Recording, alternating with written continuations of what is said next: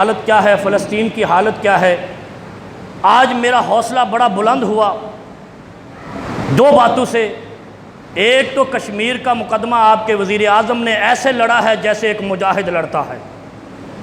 دوسرا، آج اس نے جو یہ بیان دیا ہے کہ فلسطین کا فیصلہ ہونے تک اسرائیل کو تسلیم نہیں کریں گے، اسرائیل کو تسلیم نہیں کریں گے جب تک فلسطین کا فیصلہ نہیں ہوگا۔ تو دھرنے والوں سے کہتا ہوں کہ آپ تو عمران خان کا ماتھا چومو، جس نے اتنی بڑی، تم نے پورا سال یہودیوں کا ایجنٹ کہا، اس نے مسلمانوں کو رلا دیا ہے، ایسی تقریریں کی ہے۔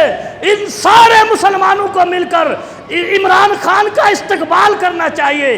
آج تاریخ میں نے دیکھا ہے کوئی مسلم لیڈر اس طریقے سے امت کا مقدمہ نہیں لڑ سکا جس طریقے سے آپ کے لیڈر نے لڑا ہے۔ اور میں کہتا ہوں یہ امت کے لیے عطیہ ہے۔ ہم سعودیہ کو دیکھتے رہے، ایران کو دیکھتے رہے، ترکی کو دیکھتے رہے، شام کو دیکھتے رہے، ہم نے دنیا کی طرف دیکھا، کوئی امت کی آواز اٹھائے۔ آپ کے لیڈر نے دنیا کو اپنا گرویدہ اس لیے کیا ہے کہ آپ کا مقدمہ کیسے لڑا ہے، آپ بھی دیکھ رہے ہیں۔ میں مسلمانوں سے اپیل کرتا ہوں اس شخص کے لیے دعا کریں، کیونکہ مجھے تاریخ پتہ ہے کہ جنرل ضیاء نے جب ان کے خلاف آواز بلند کی تھی، جنرل ضیاء کا انہوں نے کیا حشر کیا۔ عمران خان پر بھی وہ حملہ کریں گے کیونکہ ان کے گھر میں بیٹھ کر ان کو کہتا ہے کہ ہندوؤں نے خودکش حملے سب سے پہلے شروع کیے، تم نے ہندوؤں کو دہشت گرد کیوں نہیں کہا، تم مسلمانوں کو دہشت گرد کیوں کہتے ہو؟ بڑی بات ہے۔ اور تمہارے سابقہ لیڈر تو ایسے بیٹھتے تھے کہ پاکٹ میں پرچیاں گم ہو جاتی تھی تو الٹا بولتے تھے، اور یہ آدمی بول تو رہا ہے، تمہارا مقدمہ تو لڑ رہا ہے، محمد کی شریعت کا مقدمہ۔ ایسے کسی مسلمان لیڈر نے، کسی مولوی نے نہیں لڑا جس طریقے سے اس نے دلائل دیے ہیں کہ ہم ایک اسلام مانتے ہیں، کہتے رہے لوگ قادیانیوں کا ایجنٹ ہے۔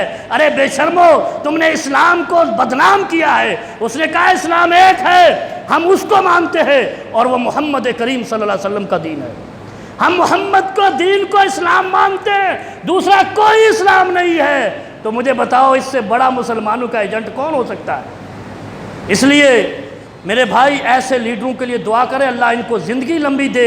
یہ آپ کا مقدمہ نہیں، یہ امت محمد کا مقدمہ ہے، اور جو امت محمد کا مقدمہ لڑے گا، لوگ کہتے ہیں تاجر بچاؤ کنونشن، شرم نہیں آتی؟ ساری زندگی تم نے قوم کا مال لوٹا ہے اور ٹیکس حکومت کو نہیں دیا ہے۔ میں آج آپ کو مثال دے دوں، اسلام نے زکوٰۃ نافذ کی ہے، آپ کو بھی پتہ ہے، اور جس نے زکوٰۃ کا انکار کیا ابو بکر نے اس کی گردن مار دی۔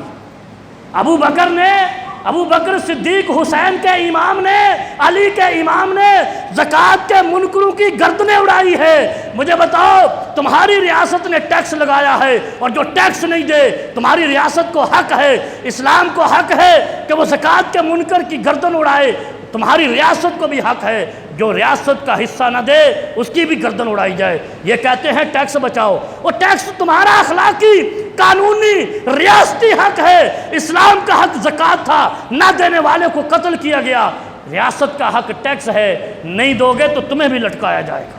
یہ اسلام کا اصول ہے۔ اسلام کو مولویوں کے چکر میں، چنگل میں، غلط فہمی میں الٹا سیدھا نہیں کرو۔ اسلام زکوٰۃ کا قائل ہے، اور تم نے زکوٰۃ کو اختیاری بنایا ہے تو ٹیکس دو، پھر ٹیکس دو۔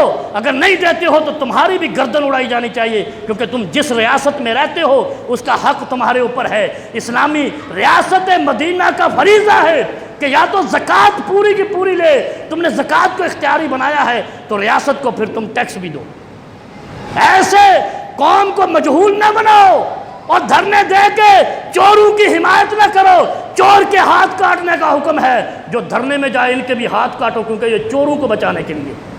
اور تمہارا قائد ایسا ہے، لیڈر ایسا ہے جس نے جا کر دشمن کے گھر میں کہا کہ دہشت گرد تو ہے۔ کوئی ایسا لیڈر تو لا کے قوم کو دو۔